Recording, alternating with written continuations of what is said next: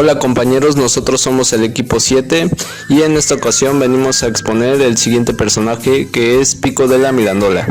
La materia correspondiente es la de filosofía, impartida por el profesor Alfonso Sosa, y nuestro equipo está conformado por Diana Valeria, Cintia Liliana, María de Jesús, Montserrat Avelino y Daniel Germán.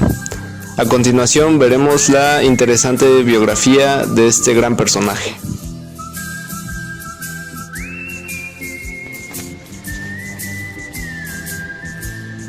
Giovanni Pico de la Mirandola fue un pensador renacentista, humanista y filósofo italiano.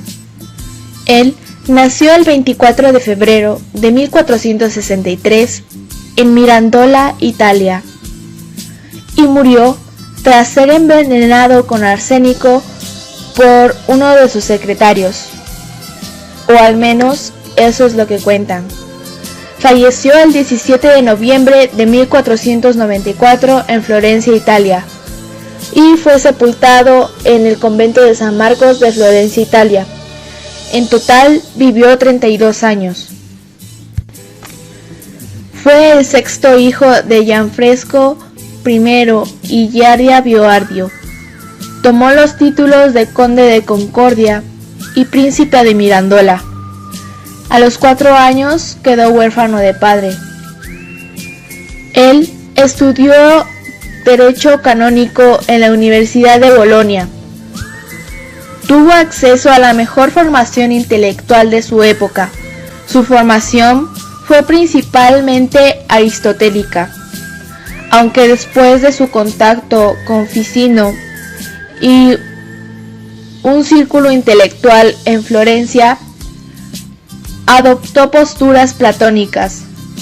Al igual, tuvo contacto con el pensamiento hebreo y árabe, a partir de la lectura de las obras filosóficas y religiosas de esas culturas. Mientras estudiaba en la Universidad de Bolonia, publicó a los 14 años las Decretales. Luego, viajó por el territorio italiano y más tarde por Francia, donde también asistió a la universidad. Estudió sobre todo lenguas como el griego, el árabe, el hebreo y caldeo. Su propósito era entender la Kabbalah, el Corán, los oráculos caldeos y los diálogos platónicos en sus textos originales. En 1485, durante su estancia en París, leyó los trabajos de Averroes, que introdujo el pensamiento aristotélico en Occidente.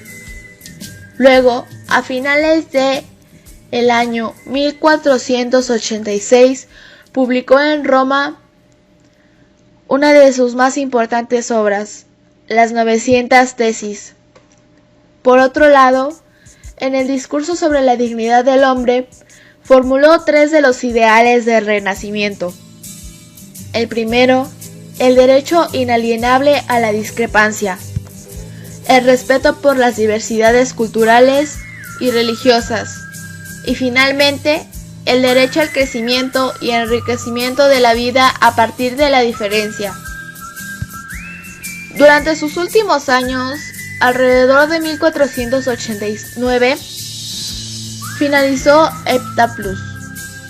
Era un relato místico de la creación del universo, en el que bucea sobre el Génesis buscando desentrañar sus significados más recónditos.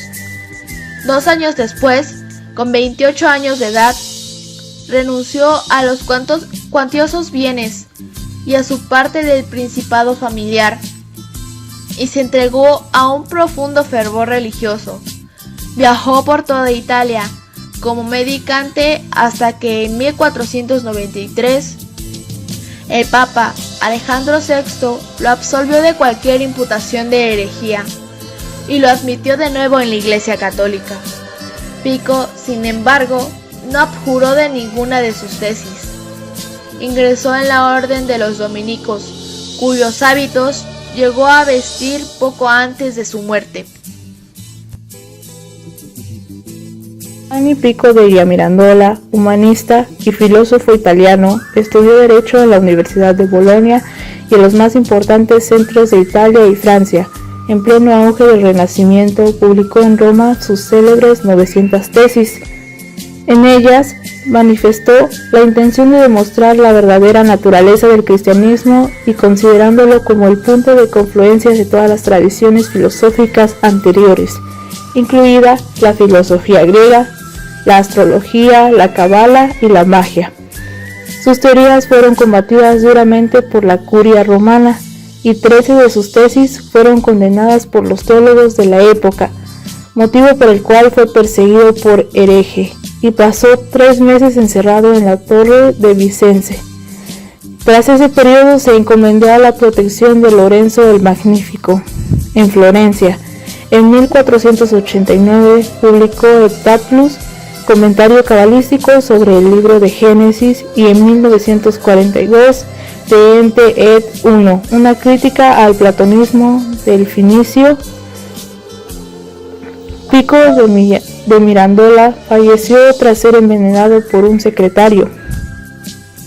Por sus tesis de la superioridad y el protagonismo del hombre en el universo y sobre la libertad de la conciencia y la voluntad humana, el escritor y filósofo italiano Pico della Mirandola es considerado una de las figuras centrales del humanismo. En su juventud estudió Derecho Canónico en Bolonia.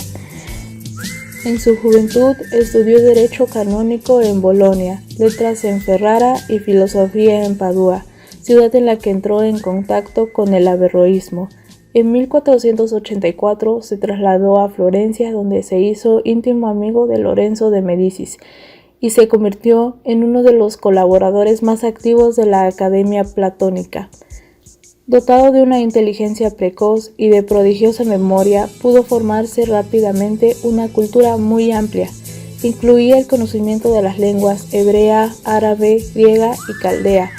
Tras una breve estancia en París, en 1486 se instaló en Roma y publicó sus famosas 900 tesis bajo el título de Conclusiones filosóficas, cabalísticas y teológicas.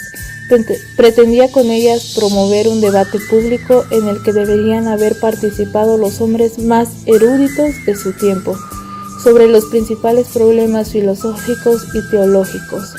En las conclusiones muestra claramente su enorme erudición, en donde plasma 2 motivos capitales de su filosofía, las cuales es la íntima concordancia de las principales expresiones filosóficas y religiosas del pensamiento y la concepción del universo compuesto por 3 órdenes de la realidad: el mundo intelectual de Dios y de los ángeles, el mundo de las esferas celestes y el mundo sublunar.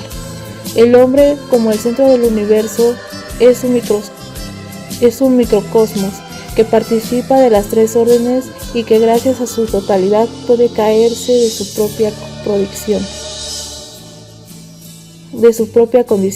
El célebre discurso sobre la dignidad del hombre, texto escrito como introducción a las conclusiones, ha sido definido como el manifiesto del pensamiento renacentista.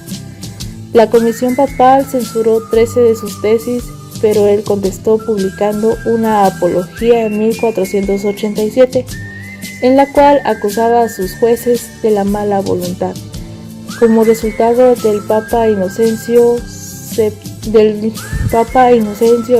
decidió condenar a todas las conclusiones para salvarse de las precauciones. Huyó a Francia, pero no consiguió evitar que lo detuvieran. Gracias a la intervención de varios señores italianos, fue liberado a las pocas semanas y regresó a Florencia, invitado por Lorenzo de Médicis, el Magnífico. Acerca de las 900 tesis. Bueno, pues a los 23 años de edad, Giovanni Pico della Mirandola emprendió la tarea de condensar en unas cuantas tesis gran parte del saber filosófico de la humanidad.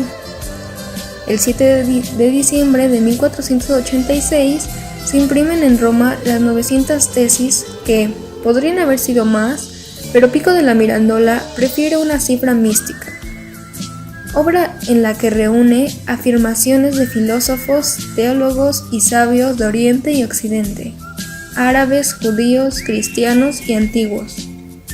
De ellos recopiló aquellas afirmaciones que consideraba verdaderas o contenían elementos de verdad, que podían conformar un conocimiento cierto sobre las cosas, con la finalidad de discutirlas de manera pública, algo que no pudo llevar a cabo por la oposición del Papa. En esto último, Pico sigue a Aristóteles y a Platón, quienes consideraban el debate público como vía regia para el conocimiento.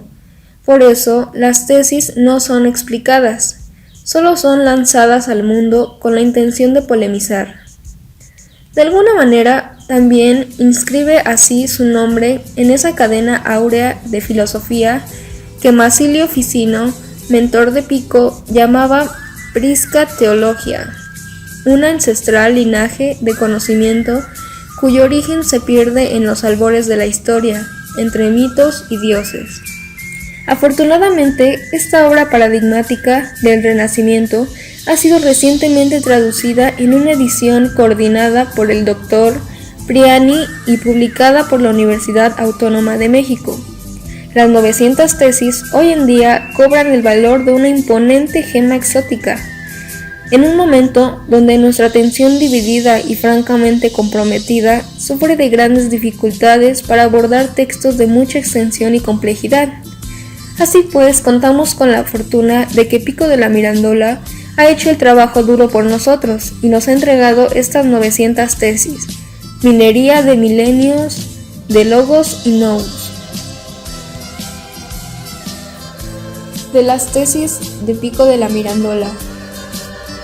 Aquello que entre los cabalistas se dice Metatrón es sin duda lo que es llamado Palas por Orfeo, mente paterna por Zoroastro, hijo de Dios por Mercurio, sabiduría por Pitágoras, esfera inteligible por Parménides.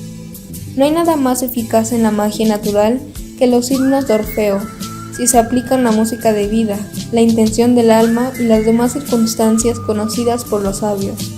Ninguna virtud hay en el cielo o en la tierra, seminalmente y separada, que el mago no pueda actualizar y unir.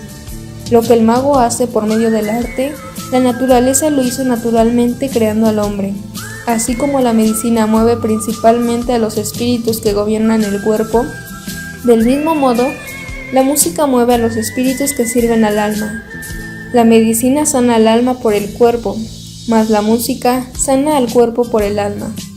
Hablando platónicamente del alma, digo que el alma vive una vida contemplativa con Saturno, una vida política y práctica con Júpiter, una vida irascible y ambiciosa con Marte, una vida concupiscible y voluptuosa con Venus y con Mercurio, una vida vegetal y con los sentidos adormecidos. La belleza se descubre con mayor veracidad y perfección en las realidades inteligibles que en las realidades sensibles. Cuando Platón dice que el amor nació del encuentro de Penia y Poros en el jardín de Júpiter, durante la celebración del nacimiento de Venus, estando los dioses en su banquete, no se entiende otra cosa que desde entonces nació en la mente angélica el primer amor, esto es, el deseo de belleza, ya que en él resplandeció, aunque muy imperfectamente, el esplendor de las ideas. Sobre la dignidad del hombre, construye una idea del individuo y de la filosofía que presenta una visión compartida de muchos pensadores, sabios y filósofos. Es una versión del Génesis de la Biblia, en donde Dios da forma a los seres de este mundo, y que en un punto se queda sin una forma que darle al ser humano, y decide que no reciba nada propio, sino que posea los elementos de todos los seres, y por esa razón es único. Lo más significativo de esta idea es que Pico coloca la libertad en la condición misma de la existencia del individuo, es decir, no es algo fijo, no tiene esencia determinada, es mera posibilidad de ser lo que quiera ser.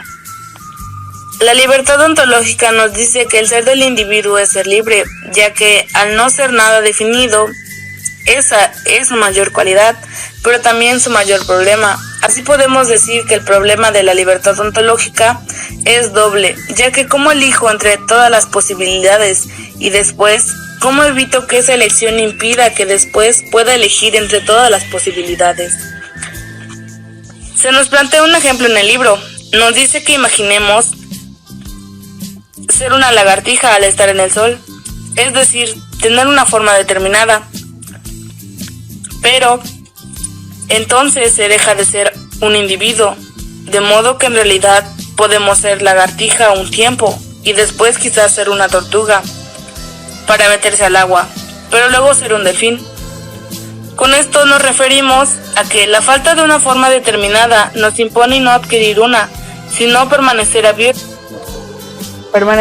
a todas las posibilidades. En esta obra también se nos presentan tres conceptos importantes: la dignidad, la libertad y la condición humana. La dignidad nos dice que el hombre es digno por ser el punto medio de la creación, ya que éste puede degenerarse hacia las bestias o elevarse con la divinidad. En la libertad se dice que aquel que tenga la capacidad de autodeterminar su lugar en la creación es un ser libre. Y si es libre, entonces se tiene la virtud de construir la realidad, un ideal renacentista. Y con la condición humana, la condición del hombre no está determinada, sino que se tiene que trabajar en ella. Esta condición no está sujeta a acciones morales a partir de la razón propia de sí. Pues así, Pico della Mirandola se convirtió en un personaje que trascendió su propia época, un pensador que fue más allá y que contribuyó a varias ideas originales y también algunas basándose en ideas que le antecedieron. Bueno, compañeros y profesor, esperamos que esta exposición haya sido de su agrado y sobre todo que haya aclarado las dudas y dado una idea de la forma de pensar de este gran personaje que fue Pico della Mirandola. Muchas gracias por su atención.